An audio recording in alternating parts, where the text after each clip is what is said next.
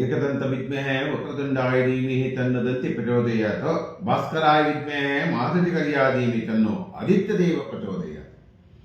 ವಿಶೇಷವಾಗಿ ಭಾನುವಾರ ದಿನ ಏನಪ್ಪಾ ಅಂತಕ್ಕಂಥದ್ದು ನೋಡಿದಾಗ ರಜಾ ಅನ್ನತಕ್ಕಂಥದ್ದು ಸೋಂಬೇರಿತನವನ್ನು ನೀಡತಕ್ಕಂಥದ್ದೇ.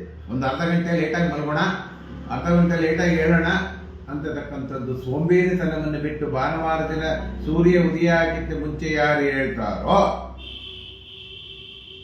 ಗುರುಬಲ ಬರುತ್ತವೋ ಅಥವಾ ಪೂರ್ವ ಜನ್ಮದ ಪುಣ್ಯದ ಕರ್ಮಕ್ಕೆ ಫಲವನ್ನು ಕೊಡ್ತಾನೋ ಆ ಸೂರ್ಯ ಭಗವಾನ್. ವಿಶೇಷವಾಗಿ ಭಾನುವಾರ ಸೂರ್ಯ ಭಗವಾನ್ ನೆನೆಸಿಕೊಂಡು ಮಾಡತಕ್ಕಂಥ ಕೆಲಸ. ವೃತ್ತಿ ರಂಗದಲ್ಲಿ ಯಶಸ್ವಿ ಆಗಬೇಕು ಅಂದರೆ ಸೂರ್ಯನ ಒಂದು ಅನುಗ್ರಹ ಬೇಕು. ಅದೇ ರೀತಿಯಲ್ಲಿ ನಾವು ಜನ್ಮದಲ್ಲೂ ಕೂಡ ಯಶಸ್ವಿ ಆಗಬೇಕು ಅನ್ನತಕ್ಕಂಥದ್ದೇ ಒಂದು ಗುರುಬಲ ಇರುತ್ತೋ ಅಥವಾ ಶನಿಬಲ ಇರುತ್ತೋ ಅಥವಾ ದಶಾಭುಕ್ತಿ ಇರುತ್ತೋ ಅನ್ನತಕ್ಕಂಥದ್ದೆಲ್ಲದನ್ನು ಕೂಡ ನೋಡಿದಾಗ ನಮ್ಮ ಪೂರ್ವ ಜನ್ಮದ ಕರ್ಮಕ್ಕೆ ಫಲವನ್ನು ಕೊಡ್ತಾನೆ ಆ ಭಗವಂತ.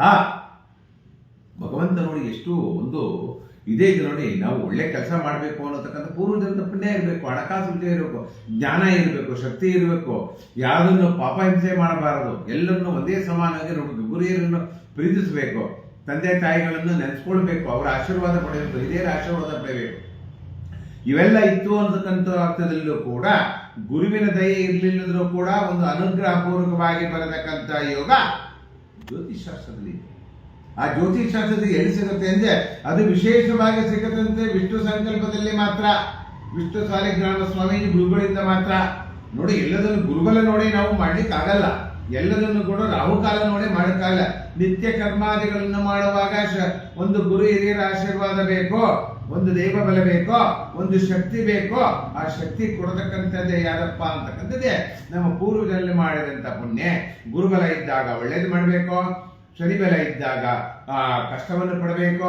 ಇವೆಲ್ಲವೂ ಕೂಡ ಮನುಷ್ಯರಿಗೆ ಕಷ್ಟ ದುಃಖ ಎಲ್ಲೂ ಇರಬೇಕು.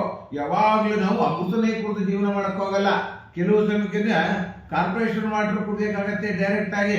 ಯಾವಾಗಲೂ ಶುದ್ಧ ನೀರೇ ಮನುಷ್ಯನಿಗೆ ಆರೋಗ್ಯಕ್ಕೆ ಒಳ್ಳೆಯದು ಅನ್ನತಕ್ಕಂಥದ್ದು. ಸಮಯ ಸಂದರ್ಭ ಹೇಗೆ ಬರುತ್ತೆ ನೋಡಿ. ನಾವು ಮುಂದೆ ನಾರ್ತ್ ಇಂಡಿಯನ್ ಕಡೆ ಹೋದಾಗ ನೀರಿಗೆ ಕುಡಿಯೋಕೆ ಅಭಾವ ಇರುತ್ತೆ.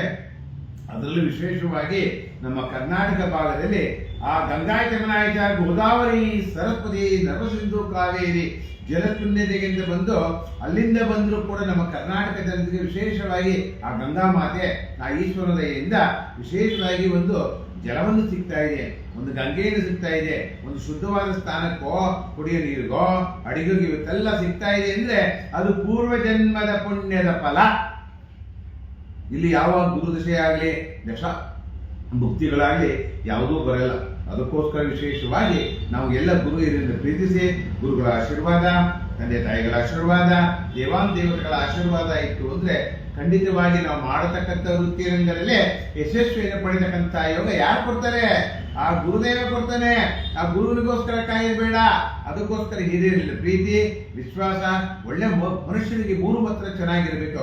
ಒಂದು ಮಾತಾಡೋದು ಚೆನ್ನಾಗಿರ್ಬೇಕು, ಒಂದು ಕೈ ಚೆನ್ನಾಗಿರ್ಬೇಕು, ಇನ್ನೊಂದು ಕಚ್ಚೆ ಚೆನ್ನಾಗಿರ್ಬೇಕು ಅನ್ನತಕ್ಕಂಥ ವಿಚಾರವಾಗಿ ಮಾಡಿದ ಈ ಮೂರನ್ನು ಯಾರು ಫಾಲೋ ಮಾಡ್ತಾ ಬಂದಿರ್ತಾರೋ ಅವ್ರ ದೇಶಾದ್ಯಂತ ಕೂಡ ಒಳ್ಳೇದಾಗತಕ್ಕಂಥ ಯೋಗ ಇದ್ದೇ ಇರುತ್ತೆ.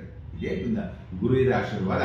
ಆ ಗುರುಗಳ ಆಶೀರ್ವಾದ ಸಿಗ್ತಂತೆ ಎಲ್ಲದಕ್ಕೂ ಒಳ್ಳೇದಾಗುತ್ತೆ. ಇನ್ನು ಎಲ್ಗೋಗ್ಬಿಡ್ತೀನಿ, ತಿರ್ಗಾ ನಾಳೆ ಬರ್ತೀನಿ, ಬಂದು ನಿಮ್ಗೆ ಯಾವ್ದು ಒಳ್ಳೇದಾಗತ್ತೆ ಸುಲಭ ರೀತಿಯಲ್ಲಿ ಪರಿಹಾರ ಏನು ಕೊಡ್ಬೇಕೋ ಅದು ಎಲ್ಲಿ ಸಿಗುತ್ತೆ ಅಂದ್ರೆ ವಿಷ್ಣು ಸಂಕಲ್ಪದಲ್ಲಿ ಮಾತ್ರ. ನಿಮಗೆಲ್ಲ ಶುಭ ಮತ್ತು ಯಶಸ್ವಿಯಾಗಲಿ. ಸರ್ವೋಜನ ಸುಖಿನೋ ಭವಂತು, ಸಮಸ್ತ ಸನ್ಮಂಗಳಾನಿ ಭವಂತು, ಲೋಕಾ ಸಮಸ್ತ ಸುಖಿನೋ ಭವಂತು, ಸಮಸ್ತ ಸನ್ಮಂಗಳಾನಿ ಭವಂತು. ಕೃಷ್ಣಂ ಒಂದೇ ಜಗದ್ಗುರು. ಶ್ರೀಕೃಷ್ಣಾರ್ಪಣಮಸ್ತು. ಸರ್ವಂ ಕೃಷ್ಣಮಯ, ಸರ್ವಂ ಕೃಷ್ಣಮಯ, ಸರ್ವಂ ಕೃಷ್ಣಮಯ.